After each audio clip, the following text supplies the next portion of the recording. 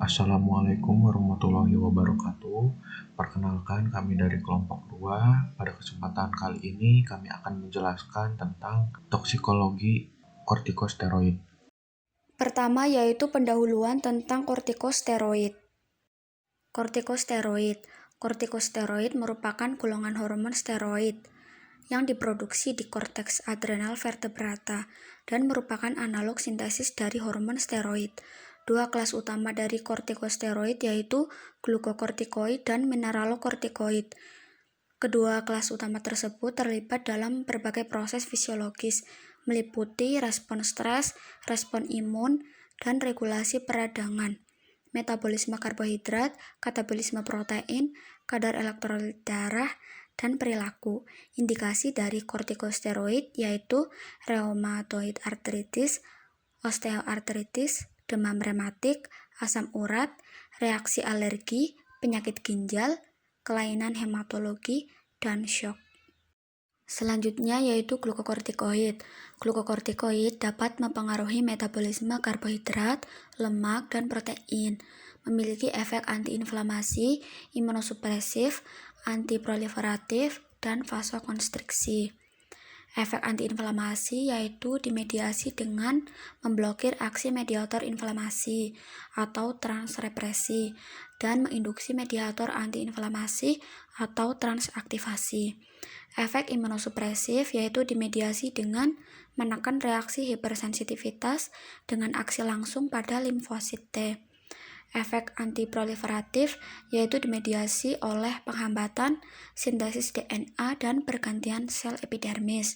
Selanjutnya yaitu efek vasokonstriksi, yaitu dimediasi dengan menghambat kerja mediator inflamasi seperti histidin.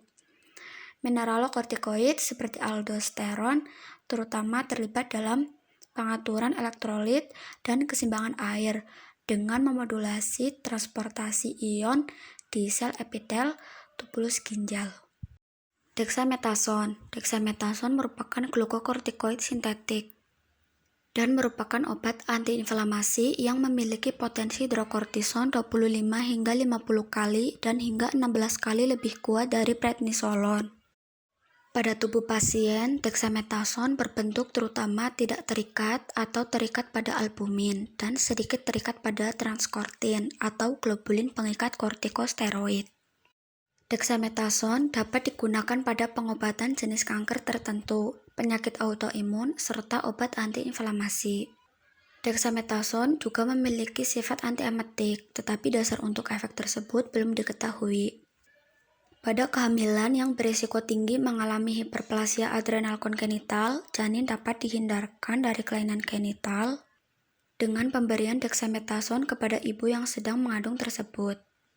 Dexamethasone juga efektif dalam mengurangi keparahan toksisitas kulit pada hand foot syndrome yang dimanifestasikan dengan aritmia yang parah dan pembengkakan pada tangan dan kaki.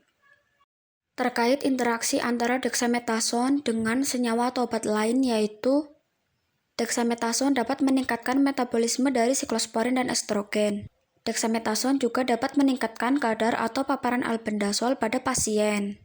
Pemberian aminoglutamid pada pasien akan meningkatkan metabolisme dexamethasone, yaitu mengurangi waktu paruh dexamethasone dari 4-5 jam menjadi 2 jam. Terapi kombinasi antagonis reseptor 5-HT3 dengan antagonis reseptor NS-kortikosteroid dexamethasone dapat meningkatkan kemanjuran pada pencegahan mual dan muntah yang diinduksi oleh kemoterapi. Lenalidomid dapat dikombinasikan dengan dexamethasone pada pasien myeloma multiple yang setidaknya telah menerima 1 kali terapi sebelumnya. Kombinasi antara lenalidomid dengan dexamethasone efektif sebagai terapi lini pertama. Efek dexamethasone pada tingkat hormon steroid yaitu terutama estron, estradiol, dan testosteron, menyebabkan peningkatan kadar dexamethasone dalam tubuh yang menyebabkan induksi enzim aromatase dan juga meningkatkan estradiol, testosteron, dan tingkat androstenedion di kedua plasma dan sel ovarium. Reseptor glukokortikoid telah diidentifikasi dalam sel granulosa. Glukokortikoid telah terbukti memberikan efek langsung pada steroidogenesis ovarium, pada penelitian in vivo dan in vitro. Fungsi reproduksi mungkin akan terganggu karena efek langsung dari glukokortikoid pada jaringan. Mekanisme toksisitas dan dosis.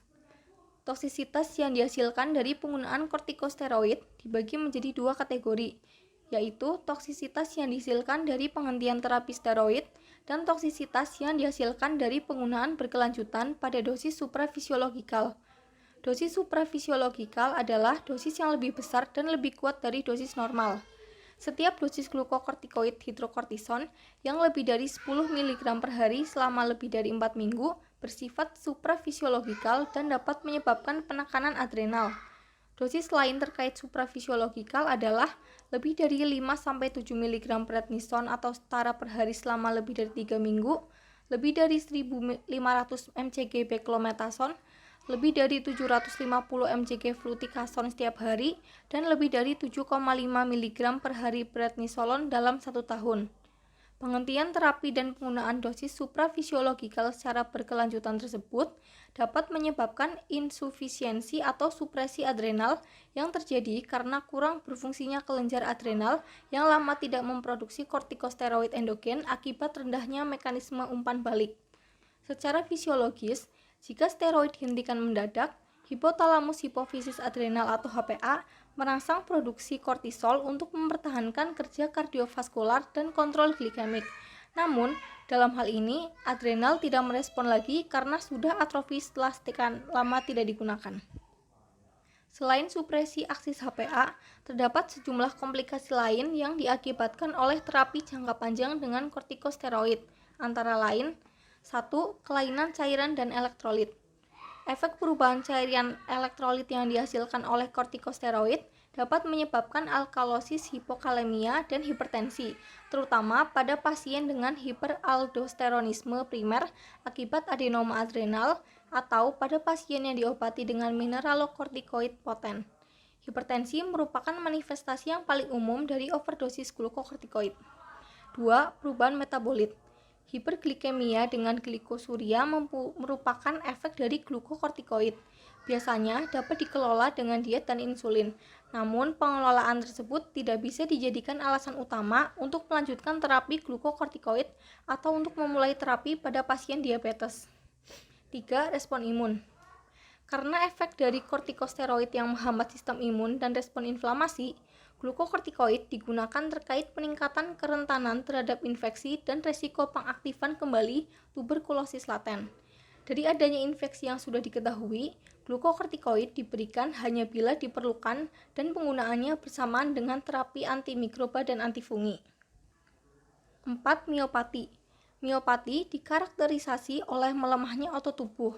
Hal ini dapat terjadi ketika pasien saat menerima dosis kortikosteroid yang tinggi. Hal tersebut cukup parah terjadi ketika terapi saat kortikosteroid dihentikan. 5. Perubahan perilaku. Perubahan perilaku merupakan hal yang sering terjadi ketika pemberian kortikosteroid pada pasien yang memiliki Cushing syndrome. Gangguan ini meliputi nervous, insomnia, perubahan mood, dan overpsychosis. 6. Katarak. Katarak merupakan komplikasi dari terapi glukokortikoid dan terpengaruh oleh dosis dan durasi dari terapi. Penghentian terapi bukan merupakan penanganan dari masalah ini, dan katarak mungkin masih akan berkembang walaupun terapi dihentikan. 7. Osteoporosis. Osteoporosis merupakan komplikasi serius dan sering dari penggunaan glukokortikoid. Masalah ini dapat terjadi pada semua usia dan tergantung pada dosis dan durasi dari terapi. Glukokortikoid menurunkan densitas tulang melalui dua mekanisme, dengan pengurangan absorpsi kalsium di gastrointestinal dan menghambat bone formation dengan menekan osteoblast dan menstimulasi resorpsi oleh osteoklas. 8. Pengaturan pertumbuhan dan perkembangan.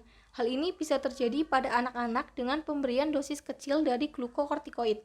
Mekanisme dari toksisitas ini belum diketahui, namun terdapat reseptor yaitu kolagen sintesis dan pertumbuhan linier pada anak yang bisa pulih dengan terapi menggunakan growth hormone. Diagnosis toksisitas. Yang pertama riwayat.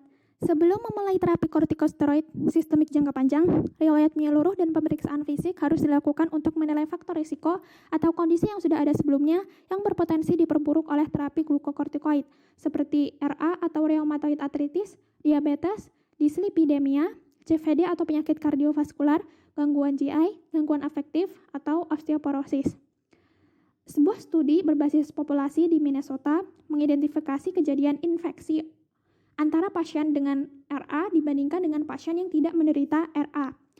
Setelah mengontrol usia, jenis kelamin, merokok, penggunaan kortikosteroid, dan faktor lainnya, mereka menemukan bahwa pasien dengan RA itu masih memiliki risiko infeksi yang lebih tinggi. Yang kedua ada gejala.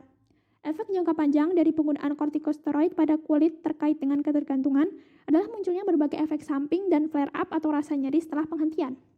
Kemudian dalam studi lain disebutkan bahwa ada gejala-gejala dari penggunaan kortikosteroid seperti jerawat, eritema, kekeringan, atrofi, dan sensasi terbakar. Umumnya, aplikasi berulang dari produk kortikosteroid topikal pada area yang sama pada kulit menyebabkan penipisan epidermis dan perubahan jaringan ikat dermis yang menyebabkan keriput, transparasi, kerapuhan kulit berkilau dengan striae, dan menonjolnya vena yang tersembunyi.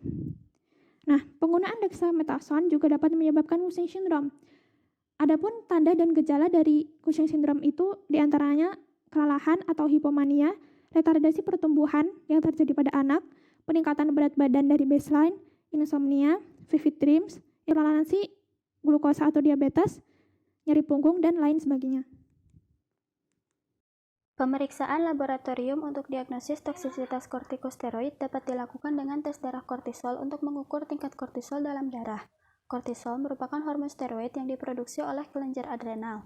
Nilai normal untuk sampel darah yang diambil pada pukul 8 pagi adalah 5-25 mikrogram per desiliter atau 140-690 nanomol per liter.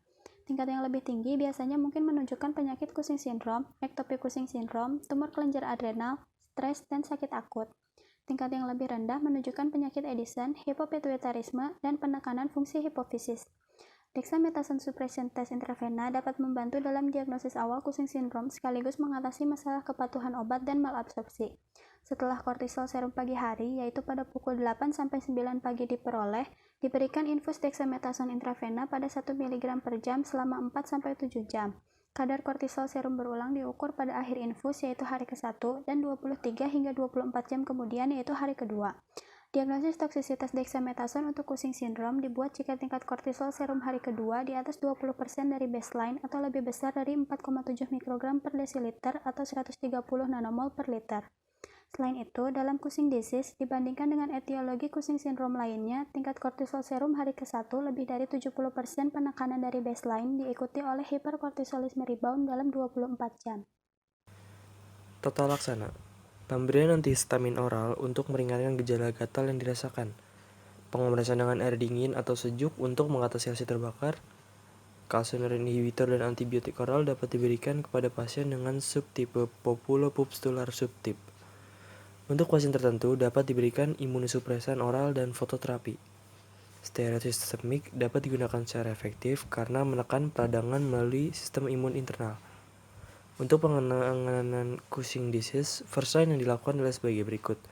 Normalisasi sekresi kortisol, pembalikan gambaran klinis, pencegahan atau pemulihan dari komorbiditas dan komplikasi klinis, pengontrolan penyakit jangka panjang tanpa kambuhnya penyakit. Namun pada kenyataannya, hal di atas susah pengaplikasiannya secara klinis, sehingga terapi awal yang biasa dilakukan untuk Cushing disease adalah dilakukan tindakan operasi pada kelenjar pituitari. Studi kasus tentang sindrom Cushing iatrogenik yang diinduksi oleh dexamethasone. Sindrom Cushing adalah suatu gangguan sistemik dari pemberian glukokortikoid dalam jumlah besar yang berkepanjangan. Hal ini dapat terjadi karena produksi kortisol yang berlebih secara endogen atau pemberian kortikosteroid eksogen dan beberapa penyebab lainnya, seperti obesitas, alkohol, depresi, dan makanan. Dalam laporan kasus ini, dideskripsikan pasien dengan sindrom Cushing iatrogenik akibat penggunaan dexamethasone kronis. Pasien wanita berusia 55 tahun dirawat di Departemen Kedokteran Institut Ilmu Kedokteran Rajiv Gandhi, Kadapa, dengan keluhan utama wajah bengkak, sesak nafas, perut kembung, anuria, dan sembelit sejak 10 hari. Pasien melaporkan bahwa dia mengalami kenaikan berat badan yang cepat. Dia adalah kasus hipotiroidisme yang diketahui, diabetes mellitus tipe 2 sejak 4 tahun dan dalam pengobatan rutin dengan tiroksin 50 mg sehari sekali, metmorfin 500 mg, dan glibenclamid 5 mg setiap hari.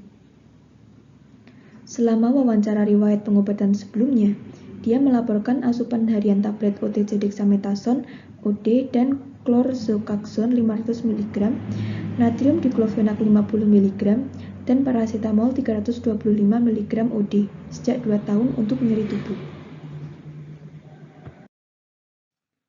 Berikut ini adalah gambar sindrom Cushing. Pada gambar sebelah kiri itu orang yang belum terkena sindrom, sementara yang kanan dia yang sudah terkena sindrom. Dapat kita lihat perbedaannya. Jadi, berdasarkan evaluasi subjektif dan objektif, pasien pernah mengalami sindrom Cushing akibat pemakaian kortikosteroid yang berkepanjangan. Evaluasi klinis dilakukan dan pasien dirawat sesuai gejalanya dengan tablet telmisartan 40 mg OD, tablet metoprolol 50 mg OD, tablet paracetamol 500 mg TD, sirup lactulose 20 ml, tablet pantoprazol 40 mg, injeksi ceftriaxone 1 gram, tablet amlodipin 5 mg, tiroksin 50 mg sehari, metmorfin 500 mg, dan glibenclamid 5 mg sehari. Dalam kasus ini, pasien telah mengembangkan sindrom Cushing selama 2 tahun asupan dexamethasone sebagai obat yang dijual bebas. Kasus serupa dilaporkan oleh Gibbon George et al. Menjelaskan sindrom Cushing diinduksi glukokortikoid karena penggunaan kronis dexamethasone. Kondisi pasien membaik setelah penarikan dexamethasone oleh dokter. Gejala pasien wajah bengkak, sesak nafas, konstipasi berkurang. Tekanan darah menjadi normal dan kalium menjadi normal. Berikut adalah daftar referensi yang kami gunakan. Sekian yang dapat kelompok kami sampaikan, kurang lebihnya mohon maaf. Wassalamualaikum warahmatullahi wabarakatuh.